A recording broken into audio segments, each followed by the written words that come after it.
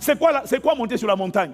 Monter sur la montagne, c'est entrer dans la dimension de Matthieu 6, au verset 6. Jésus nous dit, mais quand tu pries, entre dans ta chambre, ferme ta porte et prie ton Père qui est là, dans le lieu secret. En fait, aller monter sur la montagne, ça signifie, en vérité, c'est une métaphore, ça signifie, quitte la dimension des informations de la chair, quitte la dimension des informations de ton âme, de tes sentiments, ne sois pas conduit par ta chair, ne sois pas conduit par tes émotions, va plus haut, va dans la dimension de l'esprit, parce que quand Dieu se révèle uniquement à l'esprit.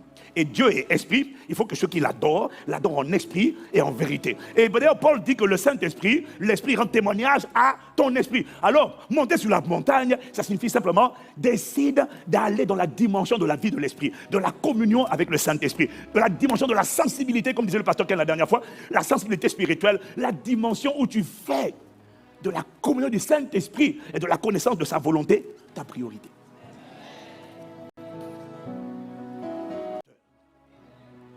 Monte sur la montagne, ça exige, il m'a dit, pas de prier, mais de te faire violence pour prier. C'est pas prier, c'est te faire violence. Te faire violence pour prier, pour te connecter au temps de prière. Parce que quand tu veux monter sur une montagne, ce n'est jamais facile. Il y a l'effort, il y a la pesanteur, il y a le vent. Est-ce que tu sais que plus on va en hauteur, plus on ressent le vent? C'est vrai, non? Vous savez ça, non? Plus tu prends de l'altitude, plus tu sens des combats. Monter sur la montagne n'est pas aisé. Surtout pendant les crises. Surtout pendant les tempêtes. Surtout quand il y a plein de mauvaises nouvelles. Pourquoi? Parce que toutes ces mauvaises nouvelles ouvrent la porte à des esprits de lourdeur, d'assoupissement.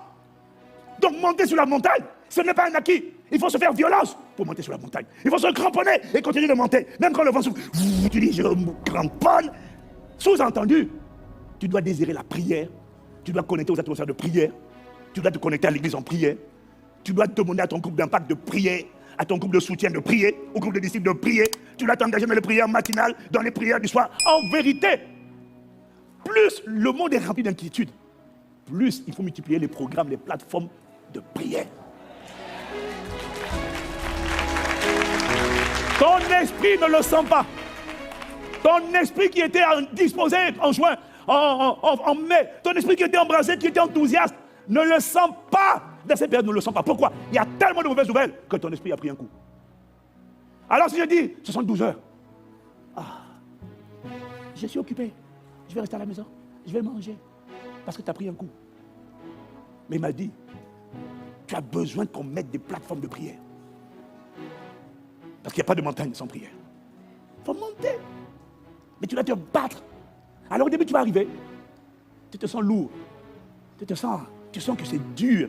Avant, tu connectais tout de suite. Là, tu sens que tu es en train de ramer. Il m'a dit, reste sur la montagne.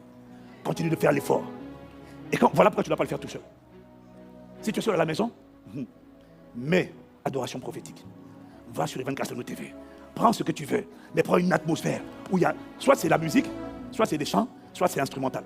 Va sur le site de Nathanaël, Bruno, et mets en boucle, non je t'assure, mets en boucle des temps de prière. Ça peut être avec la musique, ça peut être juste instrumental. Vas-y, Rokopaya là-bas, juste un instrumental, et tu vas te rendre compte, tu te sens lourd, mais ne reste pas seul, ne reste pas dans le silence. Connecte-toi à la de prière, et là tu commences. La batterie, où est la batterie? Makoto Papara, et Merekato Kelemandela Marabo, Chemila Manela Koto Sabala Mato Ketelama, Rako Parakata Sakapa, et Katokarababa Sokotoka, et Ketamala. Au début, tu te sens lourd, tu n'as pas envie, mais reste là, reste dans l'atmosphère, Et petit à petit, tu vas sentir que c'est en train de te prendre, Alors qu'est-ce qui se passe? En vérité, tu es en train de monter. Et puis à un moment donné, tu es dans la présence de Dieu, tu te fatigues, et tu te sens juste embrasé, enflammé, consumé, à chaque pradosa. Aïe. Et laisse-moi te dire une chose.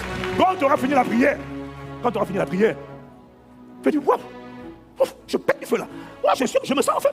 Et tu vas dire, et tu vas remercier, non pas toi, ton âme va te dire merci.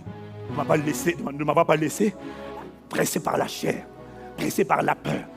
Ton âme va te remercier de ce que tu l'as tiré. Parce que ton âme, en vérité, Jésus a dit, l'esprit est bien disposé, mais la chair est faible. L'âme est au milieu. L'âme subit les pressions, soit de la chair, mais l'âme doit être tirée par l'esprit. Ton âme va te dire merci. Parce que maintenant, parce que tu m'as tiré sur la montagne. Tu m'as rempli de la paix de Dieu, la joie de Dieu, l'amour de Dieu, la bonté, la fidélité, la patience de Dieu. Et la voix de Dieu, tu m'as connecté à la voix de Dieu. Et sur la montagne, tu vas entendre. Moi, j'étais en jeûne cette semaine. Prends des temps de jeûne. Même si c'est un jour, même si c'est une demi-journée, tant pis. Prends des temps. Quand l'atmosphère est remplie de mauvaises nouvelles, bats-toi, fais un effort pour monter sur la montagne. Ce n'est pas automatique. C'est pas automatique. Fight, fight, fight, fight, fight. Je n'aime pas la mollesse de ton acclamation. Je n'aime pas la mollesse de ton acclamation. Je n'aime pas. Acclame-le. Et pendant que tu m'acclames, il relâche la grâce. Rakabarakodosa.